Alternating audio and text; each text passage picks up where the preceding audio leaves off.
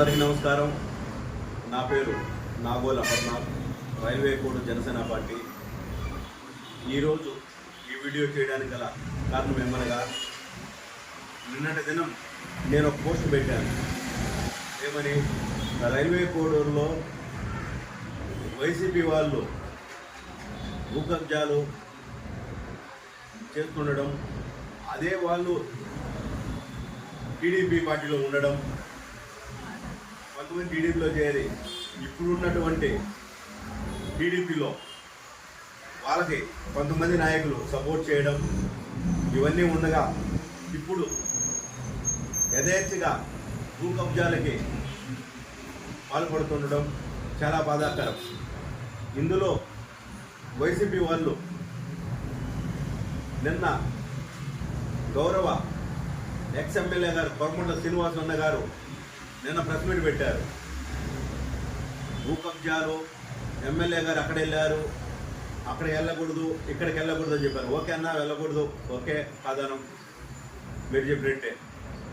మరి మన ప్రభుత్వంలో 2019లో 24 వరకు ఎక్కడెక్కడ భూ కబ్జాలు జరిగాయి అన్నీ మీకు తెలుసు. వాటి గురించి మాట్లాడట్లేదన్నా. నిన్న కూటమి ప్రభుత్వంలో ఉండేవాళ్ళు కబ్జా చేశారు అంటున్నారు. ఓకే, కబ్జా చేశారు. దాన్ని అడ్డుకున్నది ఎవరన్నా? అదే కూటమిలో ఉన్నటువంటి జనసేన పార్టీ వాళ్ళే.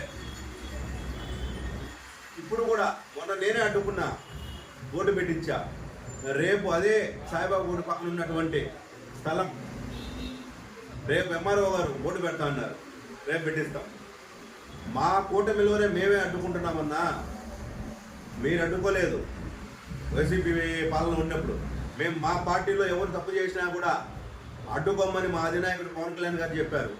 కాబట్టి ఆ సిద్ధాంతంతో మేము ముందుకు వెళ్తున్నాం. కానీ ఈరోజు పేపర్లో, ఆంధ్రజ్యోతి పేపర్లో వేశారు, చెరువులు, వైసీపీ వాళ్ళు చెరువులతో కూడా భూ కబ్జాలు అనేసి.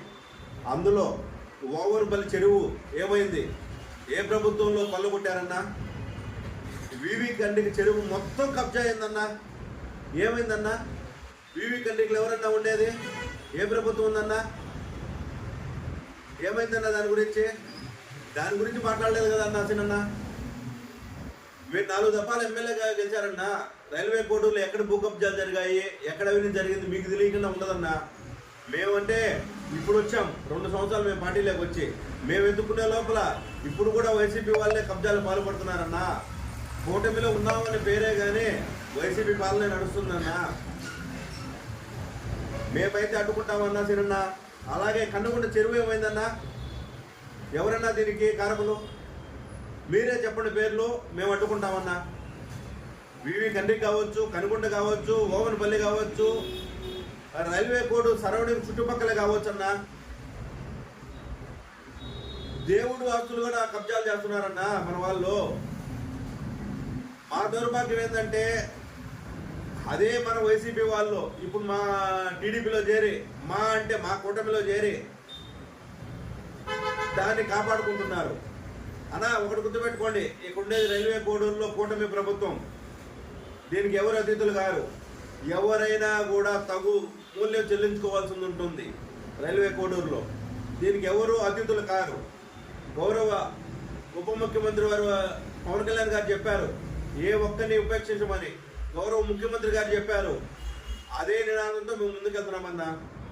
మీరు దయవచ్చి మీరు ప్రెస్ మీట్ పెట్టేటప్పుడు వెనక మన వాళ్ళు ఎవరున్నారు, మన వాళ్ళు ఏం చేశారనేది ఒకసారి వివరణ తీసుకొని ప్రెస్ మీట్ పెట్టండి అన్న. మా ప్రభుత్వంలో అవినీతి జరిగితే ఖచ్చితంగా మేము అడ్డుకుంటాం. ఇప్పుడు దానికోసం మేము ముందున్నామన్నా, ఓకేనా? అలాగే మీరు ఇంకో మాట అన్నారు, గంజాయి, కొకైను, హెరాయిను ఇవన్నీ అన్నారు. ఓకే, మంచి మాట చెప్పారు. ఎందుకంటే యువత చెడిపోతుంది, రైల్వే కోడూరులో జరుగుతుంది అన్నా.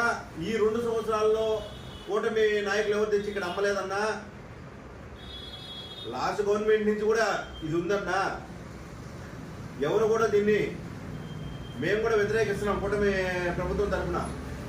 ప్రతి ఒక్కరు కూడా దీన్ని ఖండిస్తాం.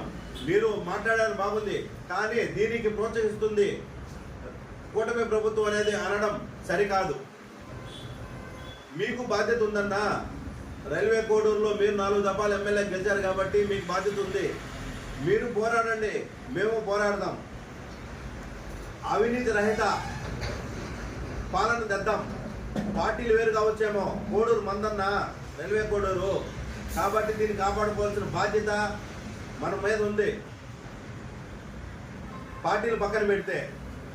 కాబట్టి మన వాళ్ళు ఎవరు భూ కబ్జాలు పాల్గొన్నారో, మన వాళ్ళు కావచ్చు, మా కూటమి వాళ్ళు కావచ్చు, ఎవరైనా సరే రేపు ఎంఆర్ఓ గారి దగ్గరికి వెళ్ళి వీటన్నిటి మీద వివరణ కోరి అవసరమైతే ఆర్డీఓ గారి దగ్గరికి, ఇంకా అవసరమైతే కలెక్టర్ గారి దగ్గరికి, ఇంకా అవసరమైతే మా అధినేత పవన్ కళ్యాణ్ గారి దగ్గరికి ఈ అవినీతి చిట్టాన్ని తీసుకెళ్ళి ముందు పెట్టుతాం.